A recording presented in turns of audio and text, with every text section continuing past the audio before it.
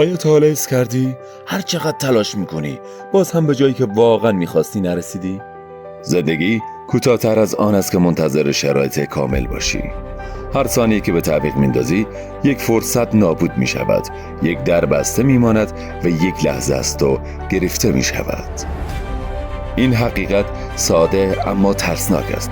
بیشتر مردم زمانشان را برای چیزهایی هدر میدهند هیچ ارزشی برایشان ندارد و از کارهای مهم امروز میگذرند به امید فردایی که شاید هیچ وقت نیاید. ذهن ما استاد بهانه تراشی است. میگوید صبر کن، زمان مناسب است. میگوید شرایط بهتر میشود. اما هر بار که تسلیم میشوی یک قطعه از آرزوهات از بین میرود، یک مسیر از دست میرود و تو باز هم همان جایی میمانی که بودی. مردم موفق، کسانی که زندگی خود را ساختند، هیچ وقت منتظر شرایط عالی نمیمانند.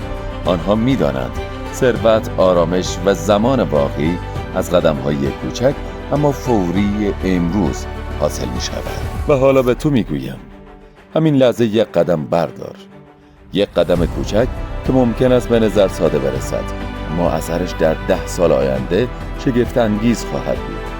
این یک قدم می تواند شروع یک تغییر بزرگ باشد، همان تغییری که سالها در انتظارش بوده ای. هر روزی که آن را به تعویق می‌اندازی فرصتت کمتر می شود و فاصله تو با زندگی که می خواهی بیشتر. به خاطر بسپار یک تصمیم کوچک امروز می تواند ثروت، زمان و آرامش واقعی تو رو بسازد یا نبودش تمام آنها را از بین ببرد. پس از خودت بپرس اگر همین امروز این قدم را برنداری 10 سال آینده از خودت راضی خواهید بود یا پشیمان؟ تو امروز چه قدم کوچک میتونی برداری که مسیر زندگیت را تغییر دهد؟